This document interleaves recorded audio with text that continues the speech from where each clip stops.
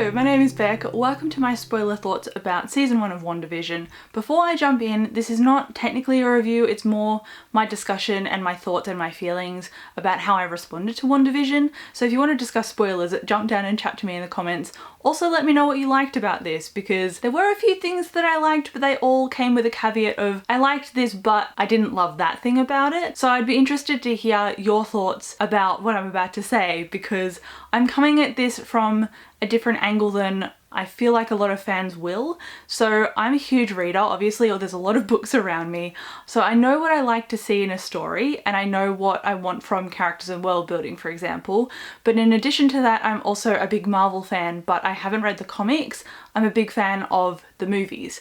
So I like the movies, I'm a Marvel fan, I know what I want in a story, so let's get into my thoughts about the show WANDAVISION. I'll start with the positives, like I said, but this will lean into not negatives, but things that I personally thought could have been done better, because again, I know a lot of people love the show, so I'm probably an unpopular opinion on that front. One of the things that I really enjoyed about this was the world building. Marvel has carved out this space for itself and its characters, and this show was set after the snap, so after the most recent Avengers movie, and I really like how that captured grief and tension with it as well, and it picked up different storylines of different characters that I found intriguing. So I like what it did there regarding the world building, but I need to acknowledge that that was pre-existing. So that was a thing before WANDAVISION happened. So WANDAVISION didn't set that up for me, it was already set up.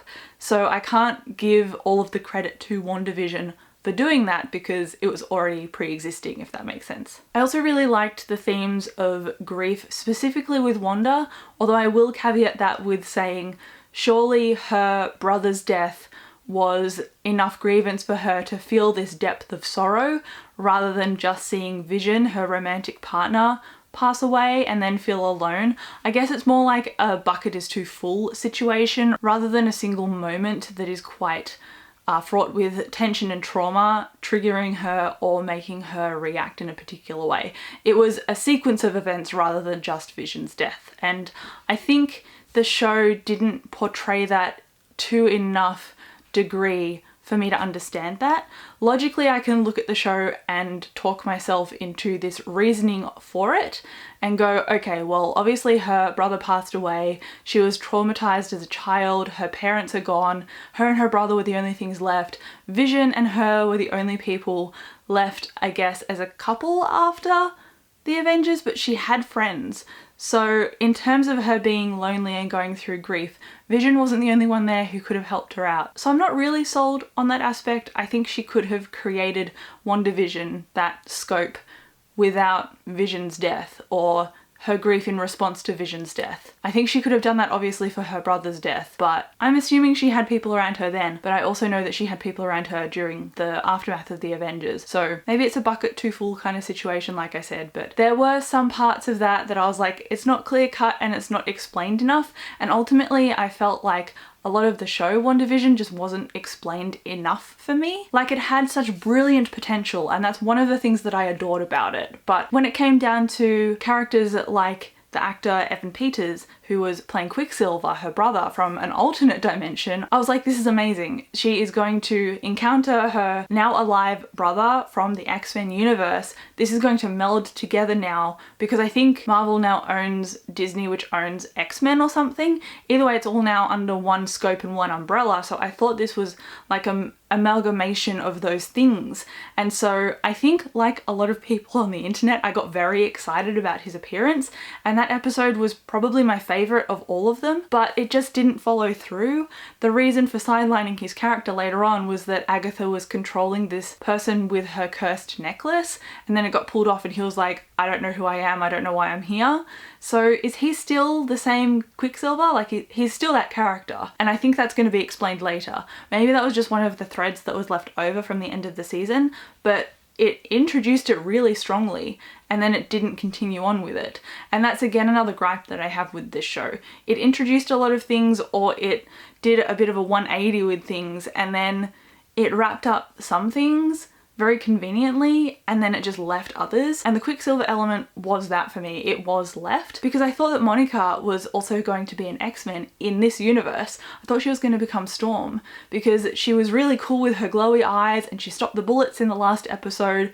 They basically went through her and she didn't die. So what is happening there? Is that being set up for something else? Is she going to go toe to toe with Captain Marvel? We don't know, because I'm assuming that Monica and her mum or her grandmother knew Captain Marvel because there was a woman and a daughter in the movie Captain Marvel, and I'm assuming that that is Monica or Monica's mum, who is the kid. I'm assuming there's a relation there, and I'm thinking that something was going on with Monica's family and Captain Marvel and aliens, because that ending of WandaVision didn't make any sense to me. It was like shoehorned in because it needed to be. Anyway, I'll get back to that later. I want to talk about witches because episode 8 was the episode that I almost dropped this and went, I'm not interested anymore. And the reason for that is there was basically no foreshadowing for witchy magic to be a thing in this universe.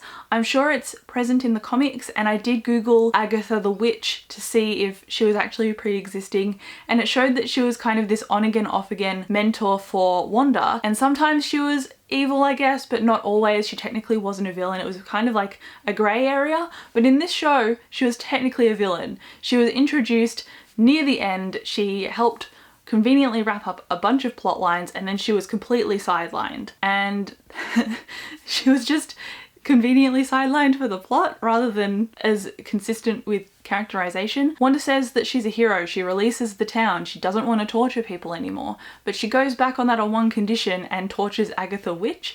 I don't really believe that. I think it had to conveniently happen in order for the plot of WandaVision to happen, and that's why it frustrated me. There was that cool magic edition with Doctor Strange, but he's got interdimensional magic, so he is like a wizard but more with time and space and dimension. And then Wanda is a witch that is more X-Men like, and then Agatha is a witch that is like pew pew kamehameha from Dragon Ball Z witch, glowy hand powers, and it just felt very removed for me. So if someone can explain that, please try and go ahead. I do encourage you, but at the same time I'm not convinced. I think the magic lore and the world building really fell there for me, and it could have been done in a more nuanced way, but I think they didn't have very much space to set that up, and they just needed a convenient villain to fall into that series. I mean, the villain could have been the Grief, and it could have been the guy who was manning Sword. Kind of was anyway, kind of saw that coming, but it didn't really go that way, and it had the opportunity to. It just got shoehorned in. So I said that before, I'm starting to repeat myself, but you kind of get the gist. It's been very convenient, and while I'm used to Marvel's like cookie cutter kinds of films, which I enjoy, I go to them because I know that I'm going to get a specific thing. There are going to be characters in it that I enjoy following, and we're going to get a cool climactic action scene, and then it's going to end in a satisfying way that ties up threads. And then there's a cutscene that kind of is relevant sometimes and is a precursor to something coming later. So that is what I feel this series tried to do, and it kind of tried to make an echo of that, but it didn't really succeed, at least not for me. Something that also often broke my immersion in the show was the constant cheesy dialogue, and that is also present in the films, which is my linking point here. There are cheesy dialogue moments with the characters in the movies, and I can get behind that because there's actually serious dialogue as well that is not as cheesy. It serves a purpose, it pushes the plot forward, it's well characterized because it's what these characters would naturally say. But when I was watching WandaVision, I watched the first episode and I liked the sitcom aspect of it. That cheesiness suited it because it was in those scenes, but then you zoomed further out and you got Sword's interactions, and you got Kat Dennings' character, her reactions. I think her character's name is Darcy, and her and Jimmy Woo, when they were discussing how to get around Sword and get back to Wanda and do these experiments, their dialogue still remained the same cheesy dialogue that you would expect to see in the sitcom. And so that really broke my immersion as a viewer, because I was watching this show and expecting some kind of distancing between both of those themes, and I didn't get that. I got the same thing across the board. I'm just a bit disappointed. Actually, I'm a lot disappointed. So much so that I ended up scrubbing through episodes 2 and 3 because I just could not get on board with the constant putting off of the inciting response or reaction or hook, I guess, for the show. Because it sets you up. You believe that it's a sitcom, you don't know what's going on, but you can only suspend your disbelief so far. And I was getting frustrated by 10 minutes into the first episode going, where's the catch? Where's the hook? What's going on? And I know I'm somebody who is of the internet generation, so I'm used to being hooked on content really quickly. But the fact that it was Marvel, the fact that it was a miniseries, the fact that it was Wanda and Vision in a show, that package was already enough to hold my attention. So when it went down the sitcom route and then it didn't break the immersion of the cheesy dialogue later, that was quite off-putting. I actually often cringed at how bad the dialogue was, and at some points the actors didn't seem like they wanted to say the lines either. It just didn't seem very immersive. What I wanted from the show ultimately was just tighter dialogue, because there were great moments of tension and I liked those conversations. There were funny moments and cheesy moments in the context of the sitcom, which I liked, and there were opportunities also for a bit of a one-liner every now and then in the sword interactions, but often it just got played out too far. It's like they were pushing the envelope too much and they just went head over heels and they bungled it, at least in my opinion. I also really didn't like the scene in the last episode where Wanda decided to let WandaVision or that town free and everything was lifting and being freed. And Wanda went up to Monica and had this conversation with her, and it was kind of like a verbal diarrhea moment of Wanda's character confessing and also apologizing for everything that she did, whereas everything that she did is going to cause people lifelong trauma, and you can't just excuse that in one conversation with a character that encouraged you to reflect and self-analyze. I don't think her approval of your current situation and your reaction to it is enough to excuse what she's done. So the line where Monica said, "If I was in your shoes, I would bring my mother back," that made me emotional because that had previous depth of Monica's character. You saw that earlier on. You saw her missing her mother, being so confused. So I liked that build up. That had a good emotional payoff for me. But Monica's story just fell over. She was built up as this character and I assumed she would be a central one. And it looks like she will be. I think that's one of the reasons that she was put into this show. But she didn't have much interaction with Wanda after she was booted out of WandaVision, which I found surprising. So my questions or my key thoughts after finishing WandaVision were, did this show just serve as a purpose to revive the character Vision after he'd been killed by Thanos?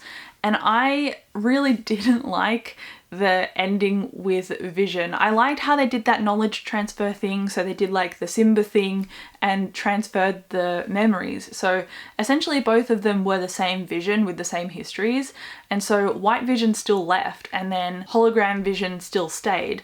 But if Vision was the same, like the same person with the same memories and history, wouldn't both of them have stayed in order to inform Wanda, you know, the person that they love, to tell her that they're not dying? That seemed like a huge miscommunication to me that just served to push the plot forward rather than inform the plot from a character's perspective and make action happen from that reason. So I really didn't like that. It only served as a plot mechanism to make the viewer emotional because we got to see Wanda pushing herself to say goodbye and accepting saying goodbye to Vision. It made sense thematically and it made sense to present to the viewer and through the plot. It did not make sense to me for Vision's character because historically he has been quite distinct about his emotions and he would go and pursue them. So the fact that he didn't communicate with Wanda and let her know that, hey, I'm not gonna die, this is just my hologram, there's actually another Vision out there. He said that to her indirectly, but I still don't count that as gospel when he made her believe that he was technically dying. Again. Another thing I want to add is, did Darcy and Jimmy's interactions and involvement in this show just exist to inform the later Thor movies? Honestly, they didn't really have much of a role except for Darcy throwing around some one-liners, being interested in the WandaVision sitcom when it was initially being viewed by all of the Sword members, having some sciencey jargon at the beginning of the series, and then at the end crashing the van into the bad guys. She didn't really have much intervention other than that, and a conversation I think with Vision. That's it. I thought she'd have more involvement, especially in the way that she was set up, and I thought her and Jimmy would have some kind of buddy cop thing going on with them trying to break Wanda out of this trance, and it didn't really eventuate, so I don't think that was set up properly, or maybe I just misread it, which is entirely possible as well. Another question I had is, did WandaVision just serve as a mechanism to set up Monica as a character? Which I could honestly believe, but to set up her and her rivalry or her distaste for Captain Marvel. I thought that was an interesting aspect, but it wasn't really fleshed out. It was obviously in the end credit scene in the last episode, where the woman approaches her and says, hey, can we have a chat in the auditorium? And then just turns into an alien and then points at the sky, and they both look up, and then it's like, oh my goodness, something is gonna happen, and then it cuts to black. So that was very confusing. It didn't have a lot of build up. Again, inconsistencies all around here, a lot of convenient things happening. And because there were so many convenient things happening in the plot, I thought this would be a really easy pivot, a really convenient, easy pivot for Marvel to do, which is to set up X-Men. Why didn't this serve as a platform to set up the X-Men universe anew, to meld the worlds together and talk about parallel universes? Because we've seen parallel stuff happen before, and I think it would have been a decent platform to springboard from. Because we've got Monica, who is effectively got her own kind of superpowers now from Wanda's barrier, going through it a couple of times. I again thought she'd be Storm from X-Men, which is bloody cool. Didn't happen. And then what about Evan Peters? He just got written off and put to the side. He was babysat by Monica in the show, and then he got a cursed necklace removed and Agatha just sidelined him. What's happening there? Like, he didn't get any story after being introduced, and as somebody who got plopped into the plot for like a pivotal moment, he just really got sidelined there, and I thought that he would be addressed, especially considering he's Wanda's brother.